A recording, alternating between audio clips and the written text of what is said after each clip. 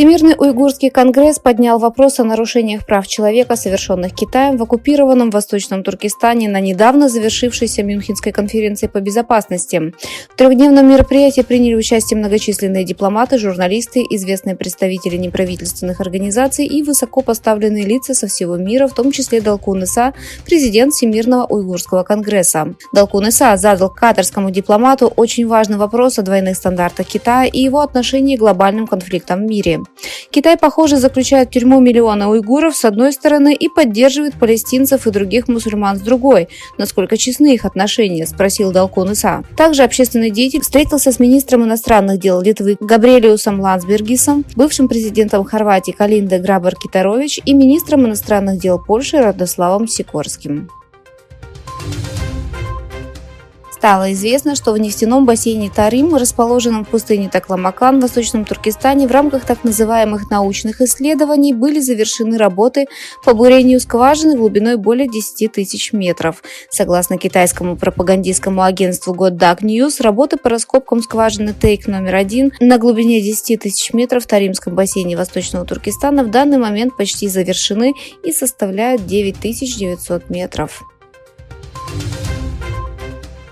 Иностранные инвесторы, борющиеся с экономическим кризисом в Китае, начали покидать страну.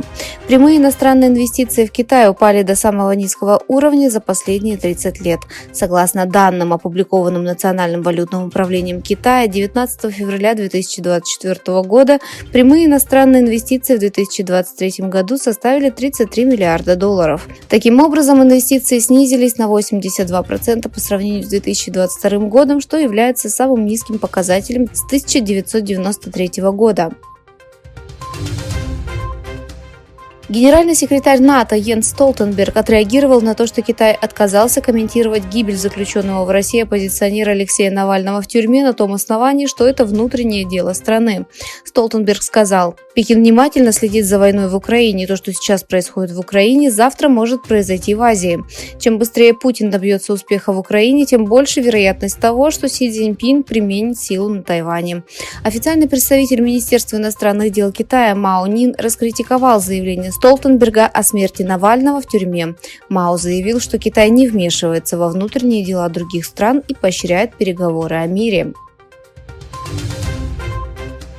Комиссия Европейского Союза начала официальное расследование в отношении платформы социальных сетей TikTok с целью определения того, нарушает ли она правила закона о цифровых услугах.